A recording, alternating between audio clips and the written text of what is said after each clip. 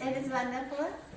I am introducing Todd Bartel, who has legitimately been here for the last month, more or less, right? And who honors us today with an artist talk. Hera Gallery thanks Riska and the Champion Grant and keeping our doors open and our many, many generous supporters around the state, in particular in our community. And now, Todd Bartel. Thank you so much. Well, it's a thorough honor for me to be in this show. I was asked by Jack Massey to join him in this exhibition. I never had a class with Jack Massey at Rhode Island School of Design when I was attending 1981 to 1985.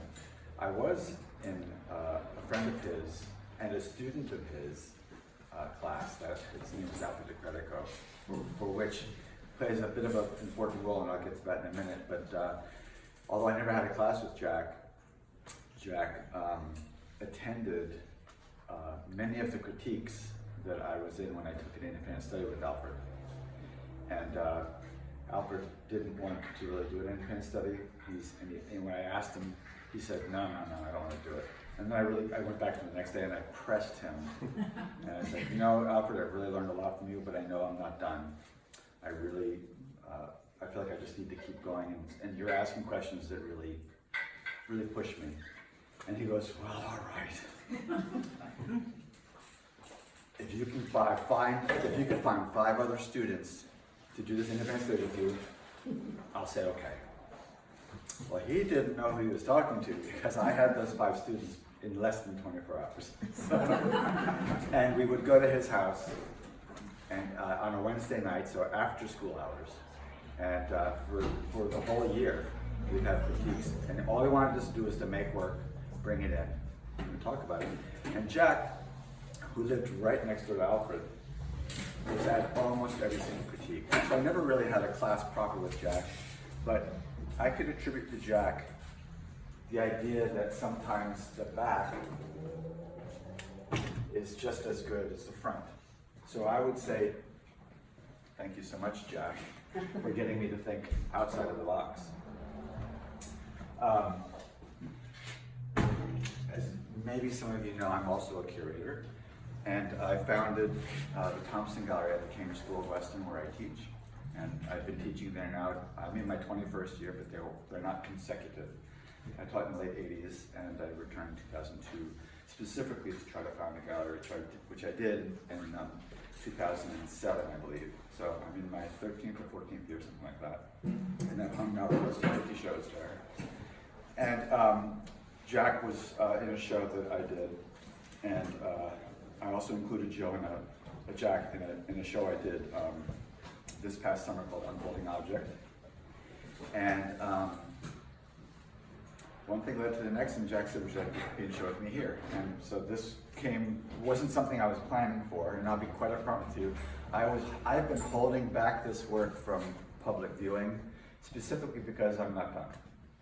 I have so many things on my list to make, I just wasn't ready to put it out there. But I thought, okay, you know, this is a good location far away from where I am, and it would give me the opportunity to sort of see how the work could be received. So I'd like to actually start by talking about the work, and it's a little experiment. There is a soundtrack for each. There's a piece of music I've selected to correspond with each work, which either connects in theme to the title of the song or the title of the album. The music that I'll play is a sampling of what I listened to when I actually made this work. My playlist is huge, so there's plenty of things I listen to, but while I was playing for this show with Jack, I had a kind of an unexpected thing happen, and that is, I was listening to a particular piece of music, and I was in the middle of looking at this piece when that music came, and I realized there was an overlap between the content of the music and the artwork, and I was like, oh my gosh. So I think I can do this. So what I'd like to do is walk over here and just press play, and you'll take a minute to adjust the volume.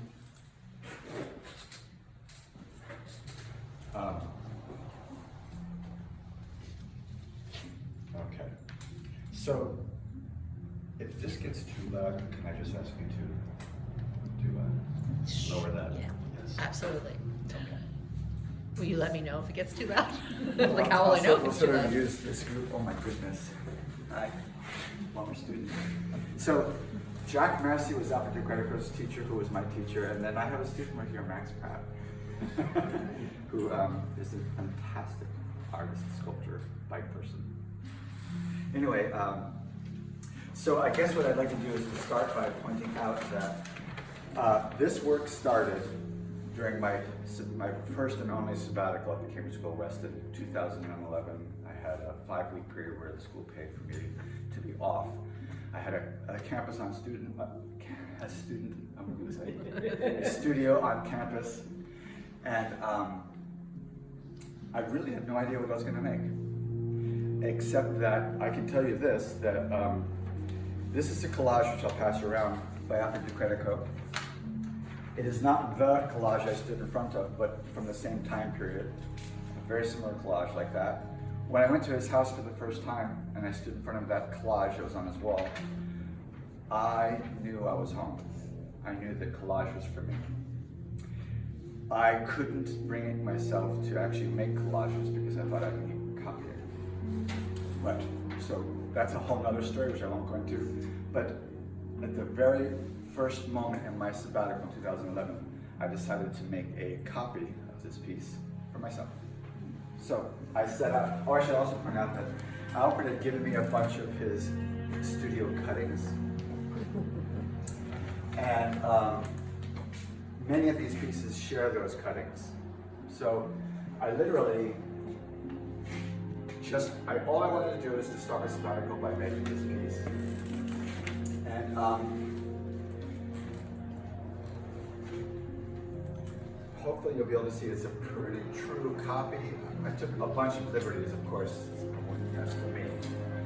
The definition that's in here was not in there when I first made it. So this is, let's start with that, it's just a copy. Around this time, I had been asked to move my studio from upstairs to downstairs in the school. And this piece here is one of the next pieces I made in the series. I had to very quickly throw things into a box and pack them up. And that day I was packing this box, I found a very cheesy set of chess pieces. And I peeled off the bottom felt, and I just literally threw it on top of that box, closed the box. When I opened the box during my sabbatical, those little felts were sitting on top of this picture. And I was like, oh, that looks pretty great. And then in the same box was a constellation of Cygnus. And when you look at this constellation, you'll see there's an orbiting star and a second star inside, just like this picture with the game of, where you have a wheel and you roll along it with a stick. And I was like, how could I not do something with that? So that became the next collage I worked on. And same thing here, there were pieces of things I had found during my unpacking my boxes. When I was working on this piece, I was reading, I'm going to forget his name, John Brickenhoff or Brickenhoff, I could be saying that incorrectly, but he wrote a book called The Landscape Vernacular. And things just began to click for me at that point. I realized while making these two collages that I had inadvertently collected a group of dictionaries, and the earliest being about 1834 or something. And reading the Landscape Vernacular, I started wondering about a particular idea, which I'll get to a little bit later, but I started wondering if you can track when we began to change the meaning of the word nature. So we take ourselves out of that definition. It's things made not by man. And so I wondered, I wonder if I could look through the history of that word and actually find a moment where we actually took ourselves out of that definition? It was really a naive question, but it actually got me going. So at the time, I just keep in mind, I'm not thinking that these are a series early on. As a matter of fact, you can see that there are pieces that have been framed. That's before really the point where I saw them as a related series. But it was that recognition of the fact that I had all these dictionaries and the fact that every time I made one, the next one came, that I just sort of had to behave as an artist and say, okay, this is the series. So the name of this series is Landscape Vernacular. This is the first time I'm ever seeing it in its totality. There's about, this is about half of what I intended to make. I had so much work I would like to do, I just needed time to do it. So each of these songs is augmenting the piece. The first song we heard is, I get nervous from the crowd, so I need a reminder. The piece is called A Journey After AD, after Africa Credico. I credit this as the moment I landed on collage. So the word land is what's being explored here, but not the noun, the verb, to land. The song we're listening to right now, which is by John Cage, and it's called In a Landscape.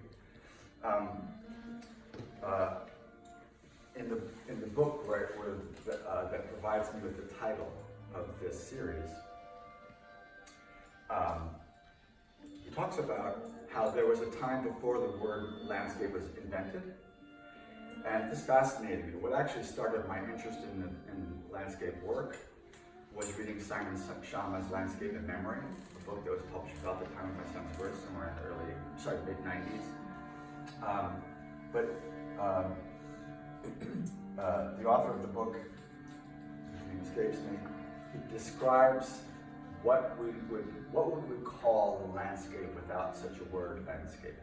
And the phrase he came up with was all that part of a picture that is not of the body or the argument, which is a really fascinating idea. So it means, not the subject of not the people in the picture, not the buildings in the picture, not the argument, not the content of the idea being explored in the picture, but all the other stuff around that, which means the space, the landscape. And so that's what this piece is called, all that part of the picture, not of the body or the argument. It's a kind of a postmodern idea going on in here. So here's this, claiming of this idea about landscape, and then here's this fellow trying to record the landscape, right? And I guess this is a good way to pause. The content of each of these pieces is heightened by the fact that the paper that I'm using comes almost exclusively from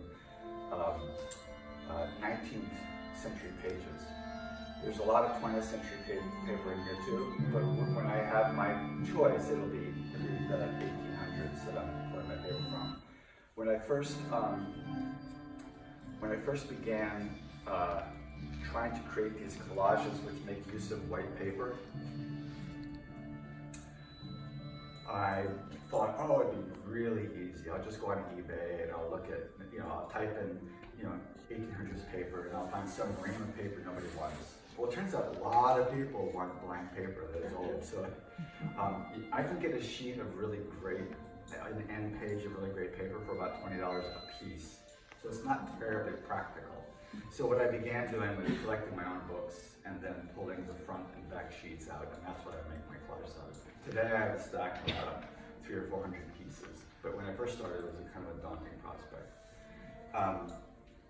So there's a number of things going on in this series. As you already know now, they all have definitions that I explore. When I deviate, there's always a reason. There's one I'll get to. And then much of what's going on in this series is an attitude about blankness, an attitude about landscape and tabula rasa, like a clean slate, the idea that we can start again, start anew. So there's a kind of an austere look to these pieces, kind of pared down, simple.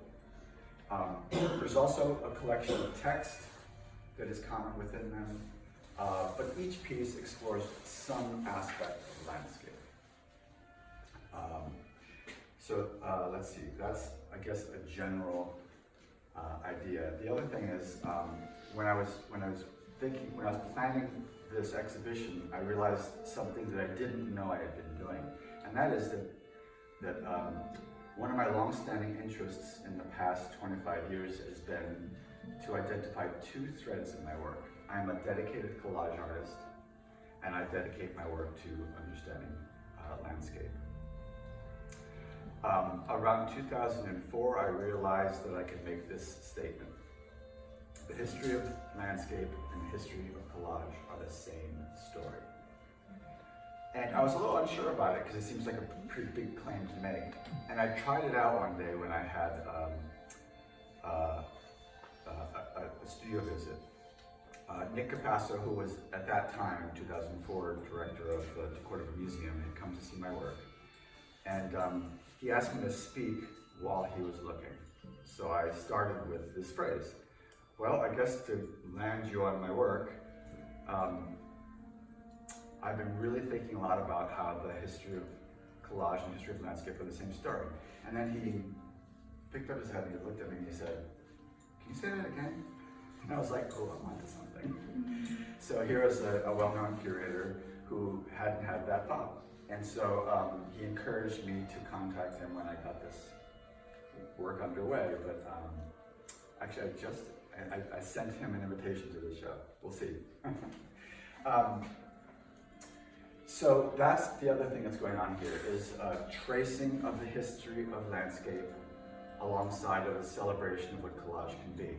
And regarding that, I'd like you to, or it's important for me to acknowledge that these pieces are all puzzle piece cut. So what does that mean? So for every element you see, it's a piece of paper that I've cut out of the parent page, identical size and shape, so that there's actually no gluing on top. So in other words, each piece that's cut dovetails with the piece that surrounds it. Okay? Now, I started thinking about this because I realized, I don't know, 15, 20 years ago, that collage is typically topical. You know, you put it right on top of itself. And so in the late 80s, I started thinking, is that all there is for collage? So I began to layer papers and then make sure there are things below, and then I would sand down to reveal, I would excavate. So then that became collage that is now subterraneous, right? And so I thought, okay, so there's topical and there's like below, there's additive and subtractive collage. I'm like, is there anything else? So I thought, oh gosh, what about sideways collage? And so the very first puzzle piece collage I made was a very simple little cut, and then I tried to put glue all on the edge of the paper. And even though it's a small shape, it took me over like 2 hours, because every single time I'd get around to the other side, the first side would be dry. So it was a thoroughly annoying process, and I decided never to do it again. To make matters worse, I made sure I was using something that was translucent so that the viewer would be absolutely clear that this is a puzzle piece fit. Well, long story short, this process evolved out of that. So when you see something like this, for every colored paper, all the changes in paper, so 1, 2, 3, what I do is I stack those pieces of paper, cut them simultaneously, and it actually gives me 3 separate pieces, because I could exchange the pieces. That really was quite interesting for me, because out of one cut, I get 3 works. So as painstaking it is to do this work, I also get all this residual thing, stuff to like play with. The piece we're listening to now is called Alarm of Sound. And it was begun with an invitation to create a cover for an arts and letters magazine. SUNY, not Potsdam. What's the one that's really high up in the north? New York. I'm gonna forget. See, this is what happens. I get nervous. Oswego? Say again? Oswego? Not there. Gosh, a lot of them I have is SUNY Purchase and SUNY Potsdam, but it's not those. Those are two southerly. It'll probably come to me. It's it's closer to Syracuse. Anyway. Starts with? I'm gonna say P. This is, I'm very dyslexic, I'm so dyslexic. And this is my nemesis. Anyway, okay, I'm gonna let go of that. Anyway, thankfully I was given it 2 years. Something will come to me, or I will discover something, and then that'll spur the next project. So for a long time, after identifying that I was going to work with the history of landscape and the history of collage, one of the things I knew I was going to do was to address the fact that we Europeans came to this land. So I'm interested in understanding what land is, what landscape is. And each of these pieces is a way for me to not forget what I'm learning. Frankly, I got to put what I've learned someplace, and so that's what the result of that study comes with this work. So it occurred to me that our ideas as Europeans about what land is, terra nova,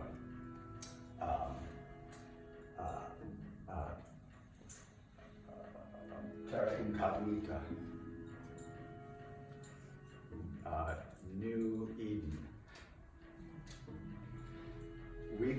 I came across the pond, as they say, to find a place to be. There is no word. Initially, my research was, I wrote to a lot of Native American tribes to see if I could learn what words are used to discuss land. It was an ignorant question. There is, what I learned from talking to a curator at a museum, a Native American museum, is that there is only giving thanks for all of the materials that are there in abundance. So this greater than, less than symbol is a way for me to talk about two ideas that do not work together. Okay? One of the things that I find really interesting about the word land is that when you really look at what it means owned property. I don't know about you, but when I first discovered that fact, it ran counter to my understanding of the word. When I use the word land, I'm not thinking about who owns it. I'm thinking about that space that I'm about to walk through or that I'm in. And so, one of the earlier dictionaries I have, and I really wanted to do this research before I came today, because one of my regrets is that I actually cut this directly out of the 1800s dictionary. And now I'm wishing that I kept that page intact, because it's more important to me now than when I was making this collage early in the series. But it says here, entered according to Act of Congress in the year 1864. Webster's Dictionary entered into Congress, into law, through an Act of Congress. Well, of course, if we are going to appropriate land, we need to be able to stand on something concrete to say, hey, that's mine over there. Right? So that made it particularly compelling, I thought. So this piece is about that classical sense of land ownership, sowing seeds and going through a cycle of growing food and so on. But as well, his name is J.B. I think it's Brickenhofer or Brickenhofer. But maybe afterward I'll just look on my computer. I can find it very quickly. He says, land in short is a remarkable, versatile word, but it always implies a space defined by people and one that could be described in legal terms. So really this is a collage that allows me to not forget that feature of land. So I build off of that in the series. in this piece, and I guess I could stop and point this out. I brought all these little things to help. In 1988, 1988 is the first time I can go back to in my work to identify my interest in landscape. And so many of you might remember that 1988, there was a lot of talk in the news about the cutting back of the rainforests. And as a graduate of, with my MFA, sorry, my BFA degree, I was sort of at an age where I could want to listen to the news, and that story particularly bothered me. I decided to apply that to an MFA program in 1988 and ended up going to Carnegie Mellon in 1989. But I decided to prove to myself that I could make collages that weren't intuitive, because prior to this work, all of my work was made without having, all of my work was made without having any idea really ahead of time. I was very, very intuitive and really interested in sort of surrealism and so on. So this triptych, which I call Trilogy of Unknown Martyrs, this piece is called Autonomy, this piece is called Paradise, and this piece is called Oxygen. I was also paying homage to Joseph Cornell, whose work I had that year discovered, seen it for the first time, and couldn't believe I didn't know about him ahead of time, so I just had to do something about that. They all three have a lead sheet that I've cut out either a silhouette of a bird or a silhouette of a man. And so the symbol of a bird to refer to soul is a long-standing trope in Western art. So that's definitely what I'm thinking about, is our soul. But the idea that I might have to lose autonomy in order to be in sync with the planet was something I was thinking about way back here. So this is a piece about the cutting back of the rainforests. The word I explore is forest. It's as simple as that. It's one of those words that should be in any discourse around the idea of landscape. And here's a true story, super funny. I find it to be just absolutely serendipitous. But as I was cutting the definition of forest out of that dictionary, I was handling actually it was my mother's dictionary, and the letter D to find, it fell off, and so I was like, D, forest? Couldn't help myself.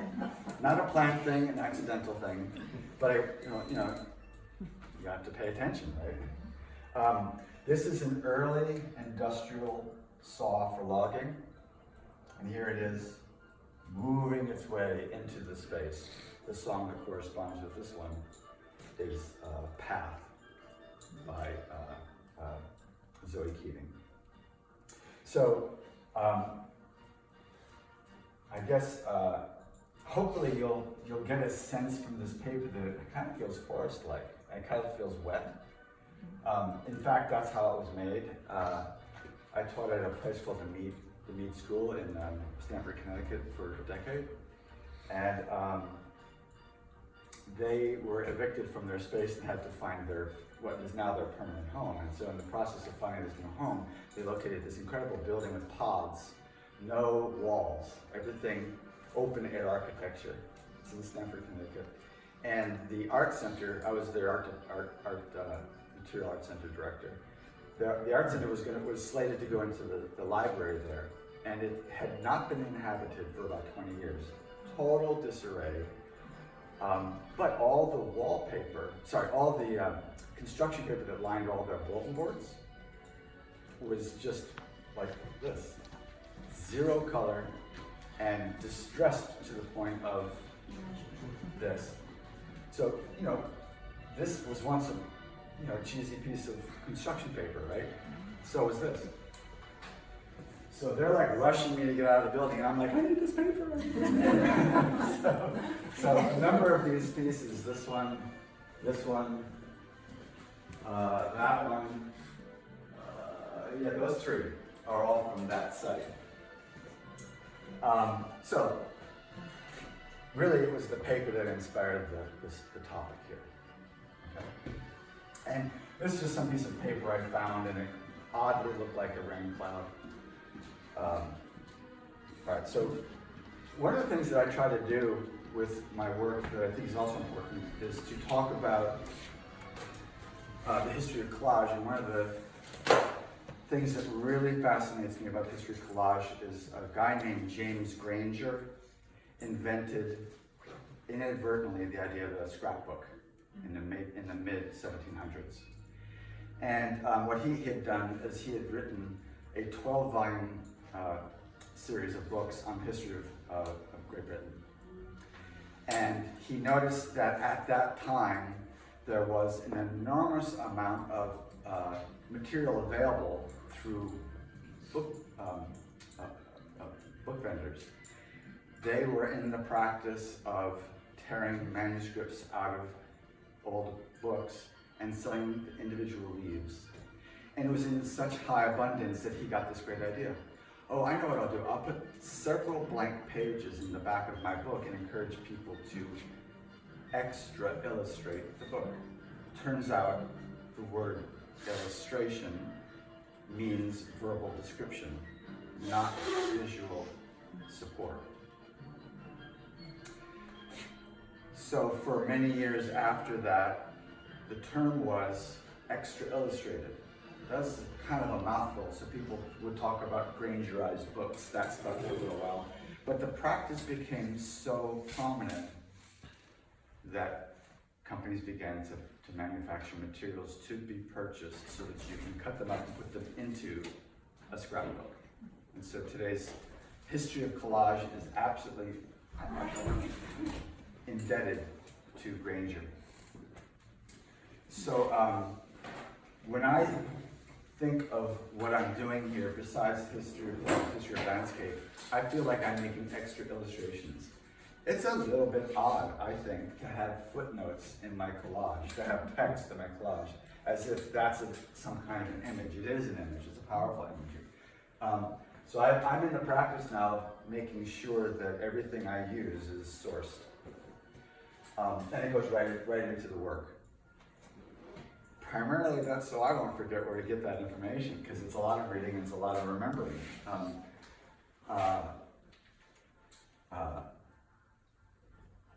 So it's both sides. It's the verbal and the visual that I'm allowing with this book material to sort of come into the dialogue. I did lose my train of thought earlier. I was going to share with you, and I'll come back to it now, that this is not the order that I've made the series. It is linearly telling the story of venturing out, finding new land, being in a space without really being able to capitalize on what that is. You know, we're just in a landscape. Wholesale search for land. The use of land to supply us with needed materials. The organization of culture and society. And then we get to this one, which several years ago, I happened upon, quite by accident, an exhibition at Currier Museum in Manchester, New Hampshire. And they had a show celebrating they wanted to do a landscape show, but they wanted to have a special angle, so they decided to look at the history of Mount Washington. And so they created an exhibition that surrounded the history of that site. And I just happened to be in the area and went to see the shows all by myself, and I just was riveted. I actually took a picture of almost everything in the show. And in many of the instances with this body of work, because there's more pieces than just this one that came out of that, I went and searched for the exact things that they had in their show. So I actually purchased the same exact stuff. So, some of you may know, has anyone ever heard of the Willie family? Does that ring a bell? Have you ever heard the phrase, oh, that gives me the willies? We all know the phrase. Interesting. So here's where the story comes from. There came a large slide down back of the house in a direction to take the house with it, and when within 10 or 15 rods of the house, it came against a solid ledge of rock, and there stopped and separated, one on either side of the house, taking the stable on one side, and the Willie family on the other side. They were visiting Mount Washington at a time where only word of mouth could you contact the Crawford family, who had for years figured out ways to get people to the top of the mountain to get that view. And if you don't know this, Mount Washington has the worst weather in the world. 250-mile-an-hour winds, right? An extraordinary view that just comes up out of nowhere. So yeah, it became a destination, a site. So somehow the Willie family had figured they wanted to go vacation here and spend some time. So the base camp was this little cottage where they stayed. And then periodically they'd work with the Crawford family to go visit or to go out on excursions. Well, during their stay, there had been 3 or 4 days of rain straight.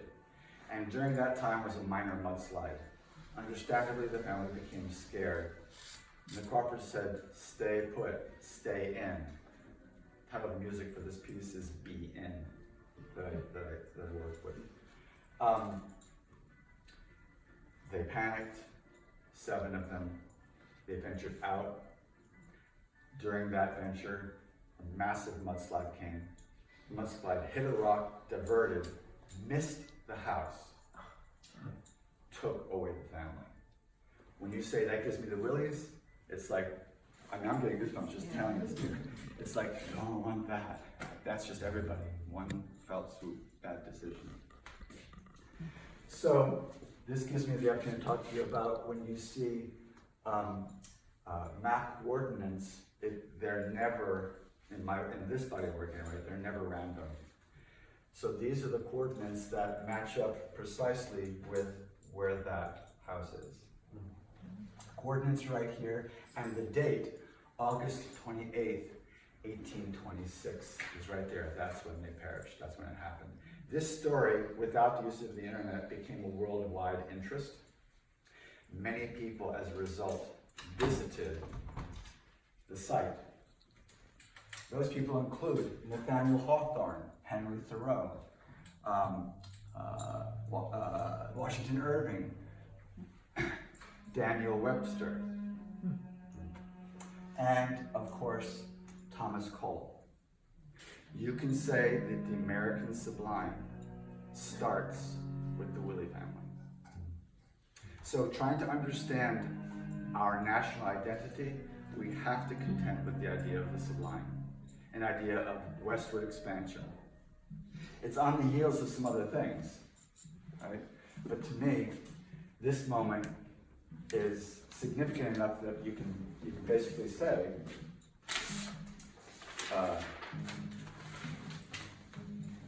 it's the gateway to the American sublime, which is the title of the piece.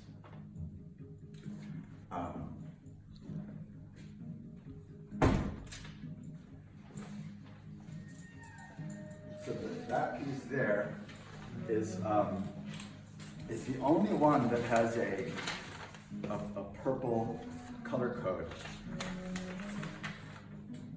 Appropriately, all the other ones are green, the color of trees, leaves, grass, and so on. This one's purple.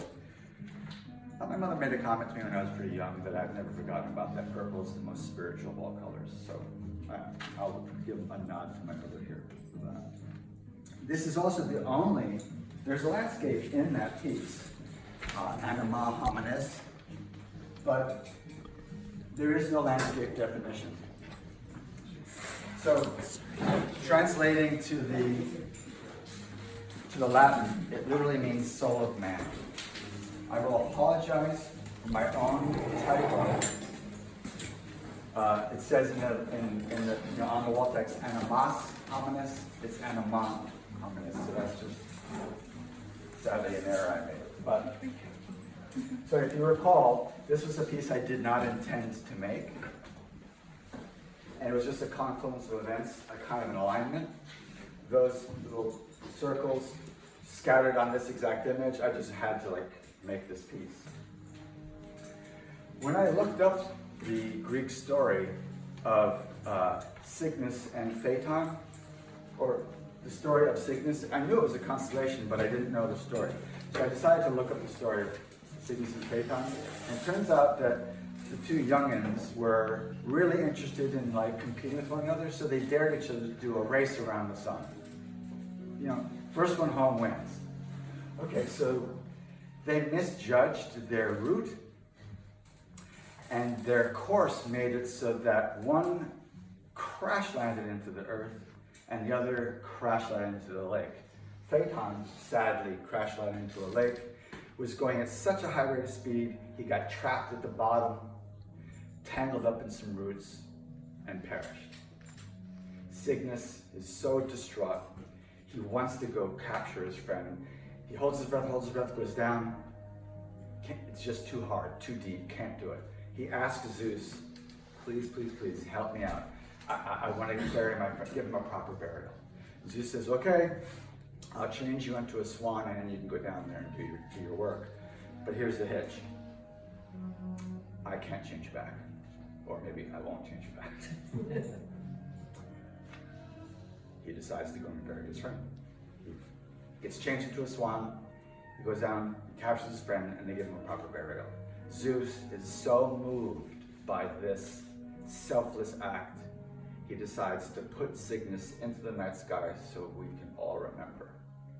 So keep in mind, in all of this work, when we get into the contemporary troubles we have with landscape, this piece stands without any definition of landscape as a reminder of our own potential.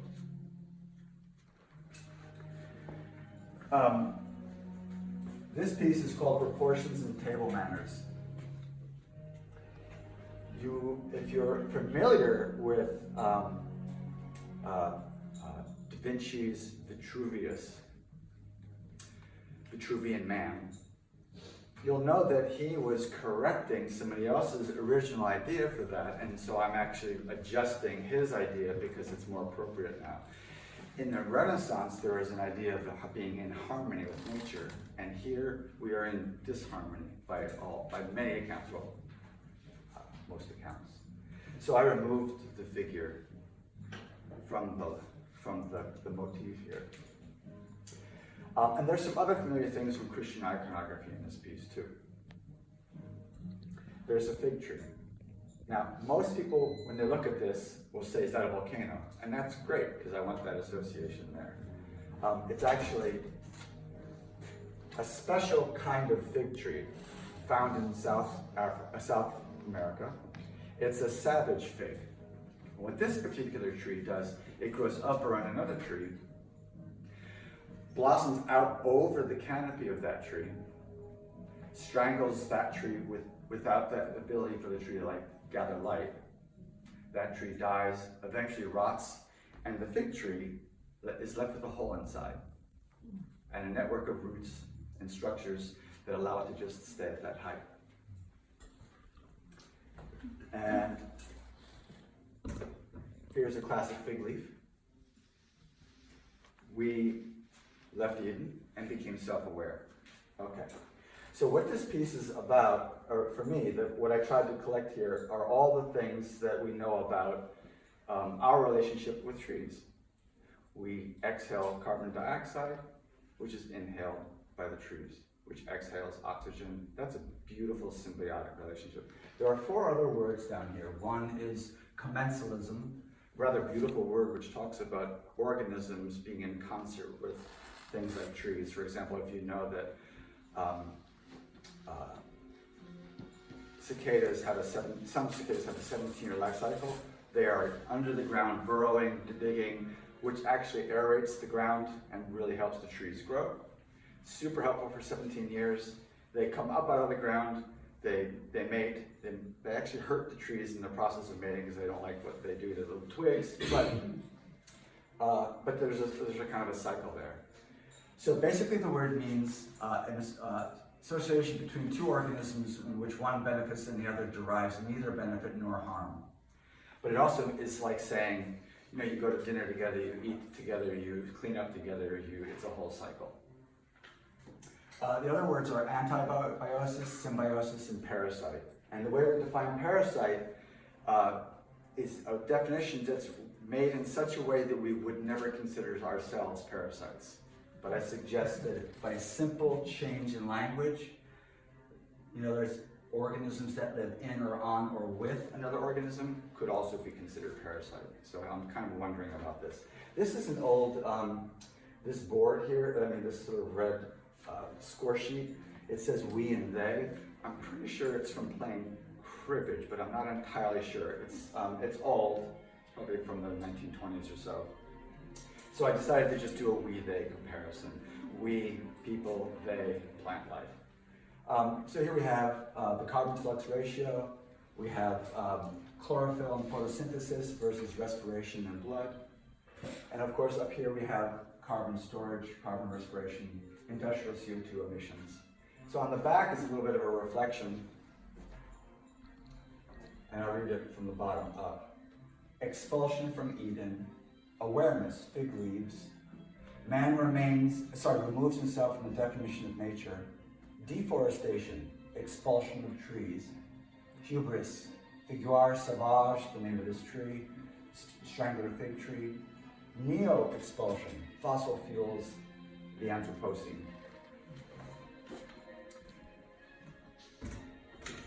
In this piece, which is called Sublime Climate,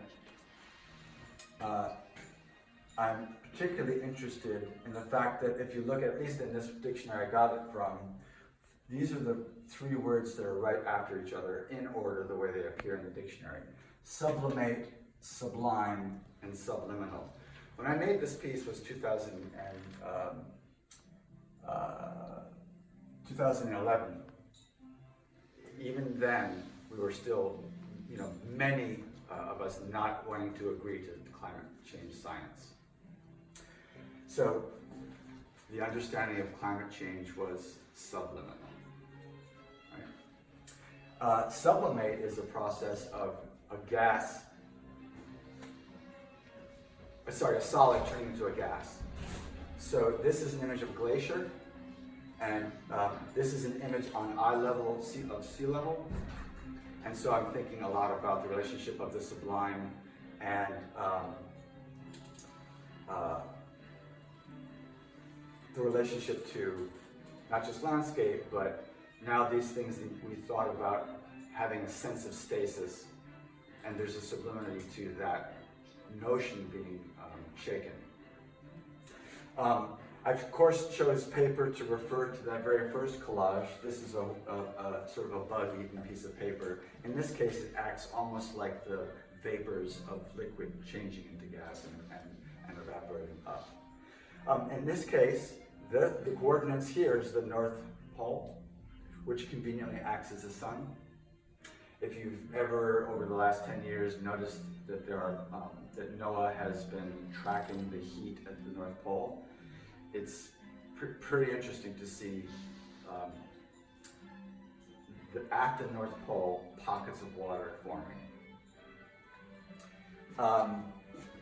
In this piece, which is called Water Over the Bridge, it was specifically made, I got invited to be in a show a year and a half ago in Florida, and the title of the show was Water Over the Bridge. So I specifically wanted to make something with that title.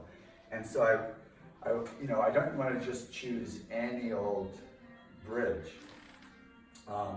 So I researched bridge. It needed to be an engraving. It's one of the things I've been trying to do is to use 18th century technology for this series. So I was looking for an engraving, and I came upon this extraordinary set of drawings by this architect who proposed this very bridge for the London Bridge project. The song "London Bridge is Falling Down." So they actually needed to replace the bridge, and his design he had like 3 separate designs. And if you can imagine doing this inside of a 6 months time period, not only designing the bridge, but hiring somebody to make the engravings, And the engravings were this big, so I actually purchased, I was intending to make a collage that was this big, and then I saw what it would cost me to ship it to Florida, so I decided to scale it down. But, so that, to me, the use of that bridge is one of the symbolic ways that I will infuse extra meaning by making sure my choices are they reference something key.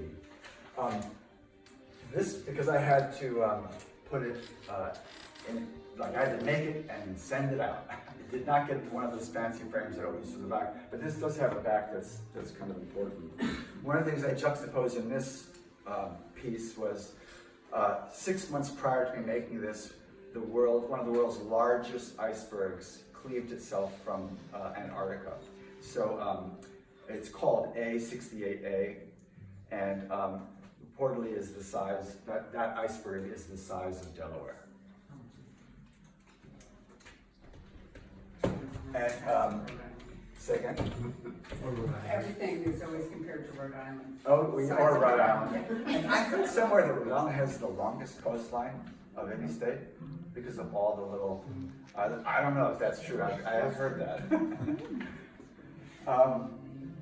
This was something I made specifically for a call about climate art.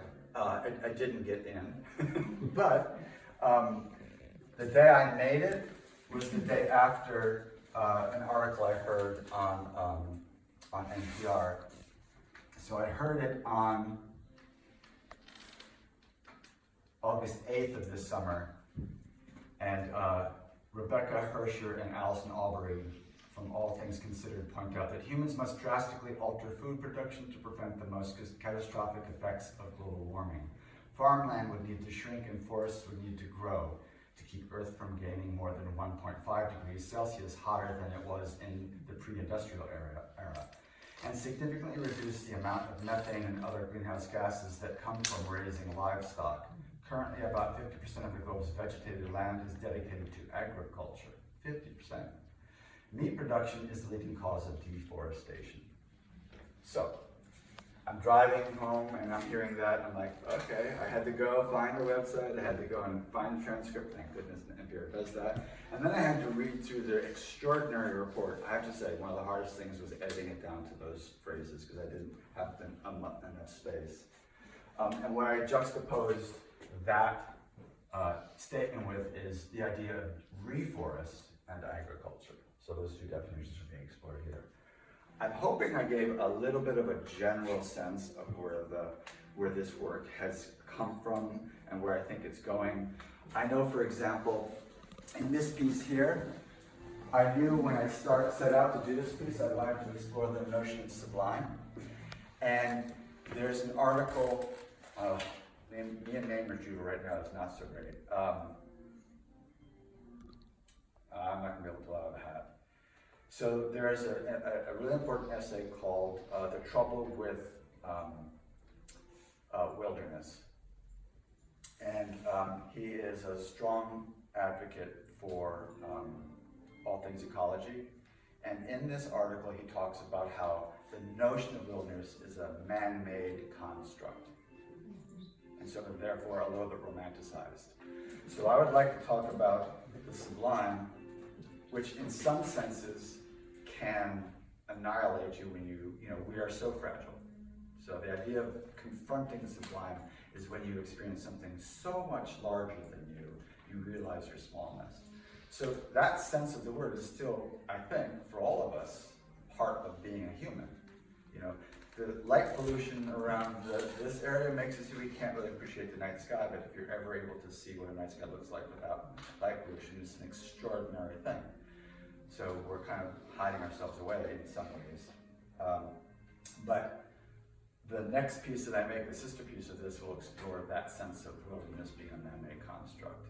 And so I already know the image I already have for that is an image of a lone wolf, which for the 1800s was a symbol of fear, right?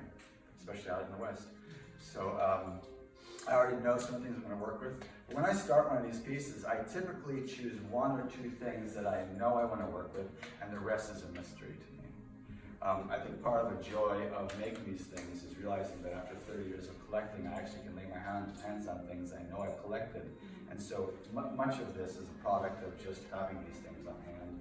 And sometimes I have to go out and purchase them, as I've shared with you in some of these stories. But I'm fairly certain that I did not say a number of things I really cared to put out there. One thing I know I wanted to touch base on was the choice to give this its title. So we were talking earlier, or I was talking earlier about European concept of land and Native American concept of land and how those ideas don't meet, which is why I have the greater than, less than collision here. But the definitions that are in this piece are territory and terror. Interestingly enough, they come right after each other. So the title of this is Promise and Threat. Promise of new land. Terror comes after territory. So now that seems to have a different meaning. This is the iconography of this piece is worth me discussing a little bit. As I told you before, I was invited to do the cover of that magazine, and it's called Saranac Review. And Saranac is an Iroquois word which means cluster of stars. So there are 12 stars here and a 13th on the rise. The last state to join the 13 colonies was Georgia in 1732. I'll draw your attention to this quote here. Our own nation's founding fathers knew about the Iroquois Confederacy. Does anybody know why the Iroquois formed in the first place? It's a group of 6 tribes that came together. They came together to combat the problem of European land encroachment. Our own founding fathers knew about the Iroquois Confederacy and admired its effectiveness, wrote Benjamin Franklin. It would be a very strange thing if 6 nations of ignorant savages could be capable of forming a scheme for such a union, and yet that a like union should be impractical for 10 or a dozen English colonies to whom it's more necessary. So these dots, 6 of them have, these stars, 6 of them have dots. 1 for the Cayuga, the Mohawk, the Oneida, the Oneida, the Seneca, and finally the Tuscarora. So, if you recall, what I did was I concealed half of the stars behind Saranac Review, which basically gives honor to the Iroquois Confederacy. They invented the idea of a longhouse, one for each, room enough for each tribe to have a member to be the vocal, the voice of that tribe. We have the Declaration of Independence. They have the Hiawatha Wampum, an image that is conveniently with a tree in its center, and then an image of houses unified. When Europeans came over to America and wanted to sell the concept back to the Europeans about coming here to populate the space, they depicted the Native Americans in quite horrific ways. Some of those engravings are included in this piece. Here on the front, it's upside down. You know, headless people, well, I won't describe them, you can kind of see the images. They're pretty potent. Cannibalistic, I'll put out there. This is an image, I guess one of the other things I should point out is that I've been looking for schemes to appropriate land imagery from the history of landscape. So this is a painting by an American painter I admire a lot, Albert Pinkham Ryder. And this is about a friend of his who committed suicide after losing a bet at a racetrack. His friend lived in the state of New York. This image comes from the state of New York. The home grounds for the Iroquois is the state of New York. So all of these things are geared to point toward the idea that I was exploring here. I'm motivated in many ways by a quote I read by Gabriel Garcia Marquez years ago in a book called The 100 Years of Solitude. On the first page of that book, the young boy is discovering ice for the first time. And Garcia writes, "The world was so recent that many things lack names, and in order to indicate them, it was necessary to point." So, you know, that idea for me is so interesting. Sometimes you don't have words for things. Which brings up another point. When I first discovered the actual definition of landscape in Simon Schama's book, which is what I think in many ways I would credit for me wanting to do this body of work, in that definition, which was created by the Dutch and the German collectively, is the idea of cut and hacked land. So once again, I found myself in a position of, well, wait a minute, when I say the word landscape, I'm not thinking about cut and hacked land. I'm thinking about the space that's out there, the landscape, right? So the Dutch are famous for their system of dikes and windmills. They reclaimed 500 square miles of territory, pumping water out and creating wealth in their land. So people became wealthy almost overnight. Land became available for a very cheap rate. Do you think that those people who lived in an area, I'll leave it as a question. What do you think they wanted images of in their houses? Because at that time, in 1723, what was prominent? Well, portraiture was prominent. Christian iconography was prominent. What do you think they wanted? They wanted images of land. The landscape tradition comes right out of that moment in time, when we, as a race, as a species, did the largest land alteration project in the history of the world up to that point, 500 square miles of reclaimed land. Right? There's this Dutch saying, God created everything, the Dutch created Holland. So it occurred to me that how can I use this word if I care about the environment? How can I use this word that essentially means cut and hack to rearrange land? It bothered me. So I set out to look at the etymology of other words, and I proposed in 1995 this word land view. And the root of the word view means to see and to respect. So I thought, okay, if we have another term that means essentially the same general thing that's about the land, maybe we'd have a better time advocating for what we need on the planet. So I proposed the word land view to counter this argument about land use. I guess it was important to put that out there. I should have said that at the beginning. Anyway, I'm hoping now I can step away from my initial walking through this, and I'd love to answer any questions if you have any. Hi. A while ago, you went into your paper bag and found those 2 books and talked about initially you were working intuitively. Oh my gosh, yes. And then you said you moved to, and I'm assuming A it's conceptual schematic, practice. conceptual part. And when did that moment occur to you, and what happened to the intuitive? Such a good question.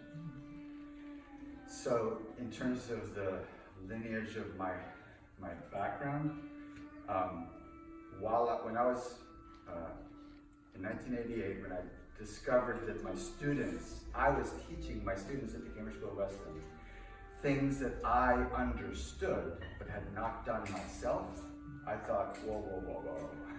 I need to go and do some work. So I left. I was 22 when I got hired at Cambridge School of West End, and I left 3 years later to go to graduate school. Specifically because I needed to experience drawing since I was teaching it so readily. I gave myself, first of all, I applied to Carnegie Mellon with work I thought was overtly conceptual because I wanted to move into this other territory, which at that time was pretty heavy.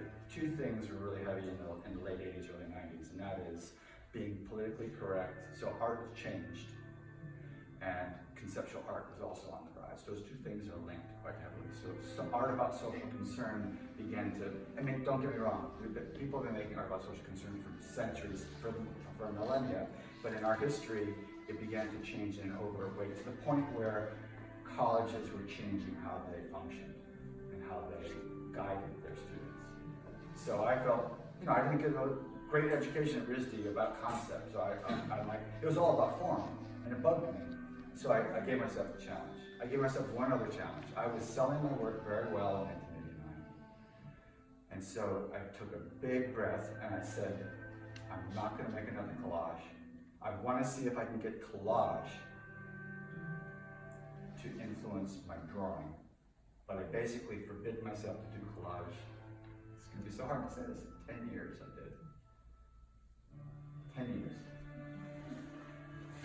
And during that 10-year time period, I began appropriating landscapes and making these little collages on Ovid's Metamorphosis. Little landscapes.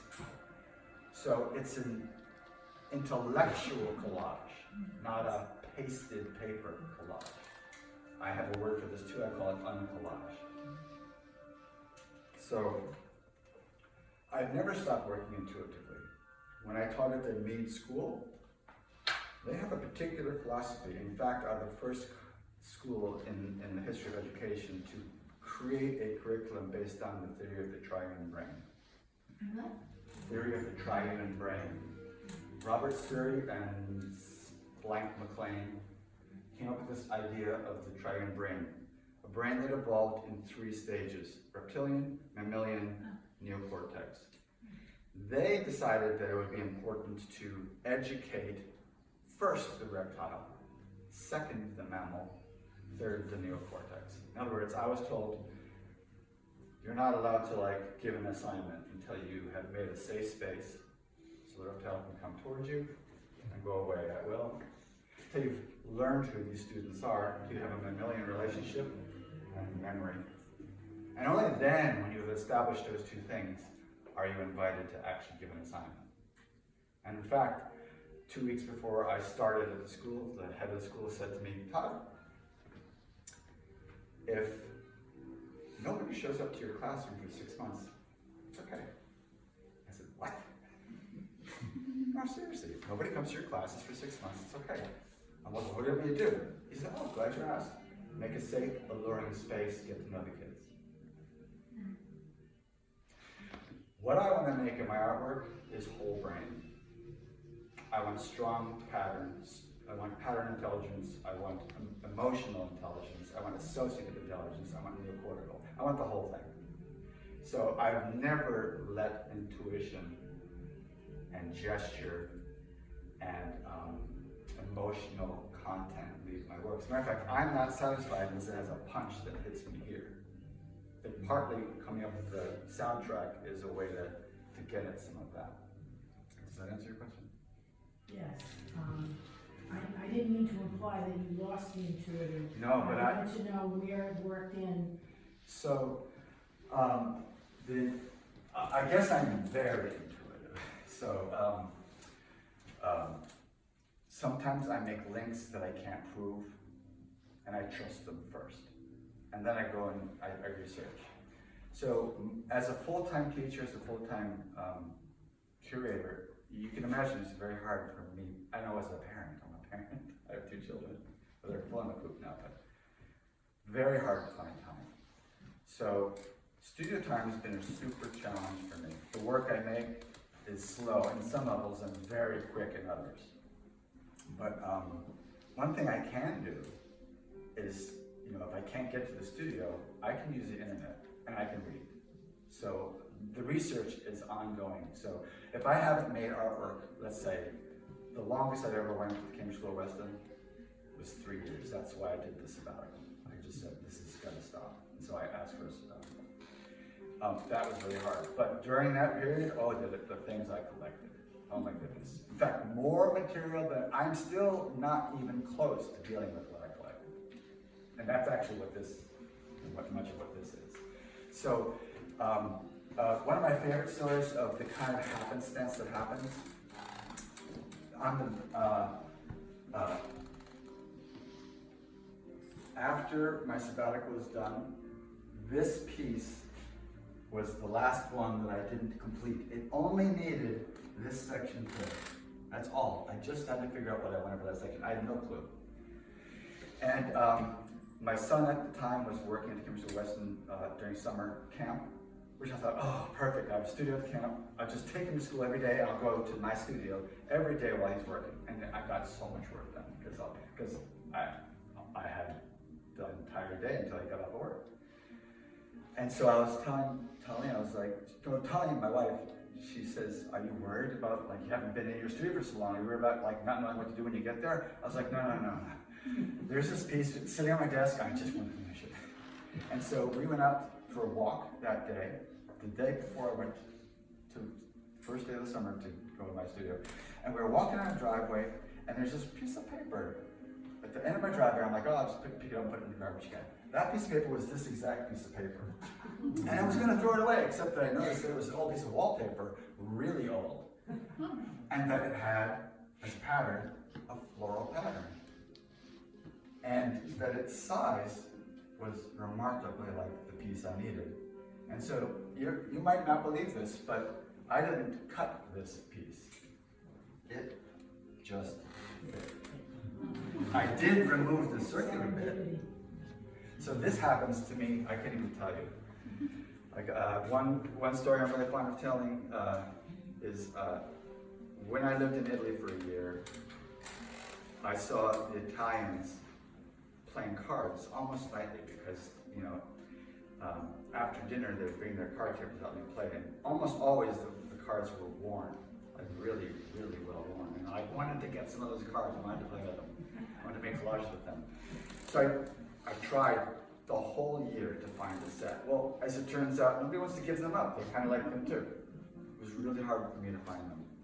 And so I left Italy, graduated at RISD, and I got invited to come back to work on a fallen fresco.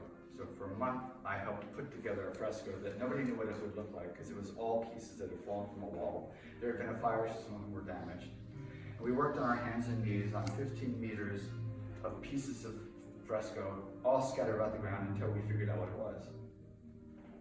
At the end of that, actually I find that piecemeal experience probably influenced why I do puzzle piece collage, because we had to figure out a puzzle without knowing anything about what it looked like.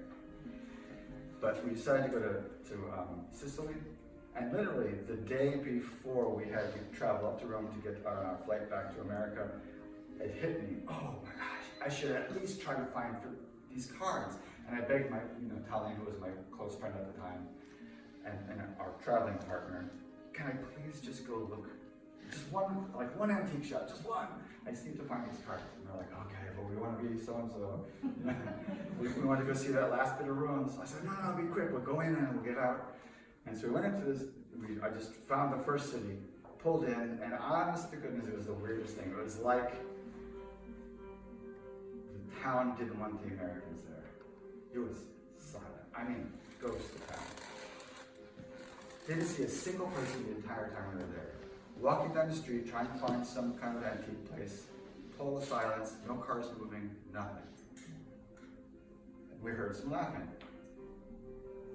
I stopped, didn't see anything, came from above, there's an open window over there. Kept walking, 7 cards hit my head. Not Colleen's head, not my friend's head, my head. Totally patined. I picked them up, just like, okay, here you go. So this is actual fun. So this kind of thing has happened to me over and over and over again. So intuition to me is a very important. Part of it is just being open, and I think when you're open, things will come together. Does that answer the question better? Okay, awesome. So to me, there's an important part in the work there. There is also a steep conceptual side.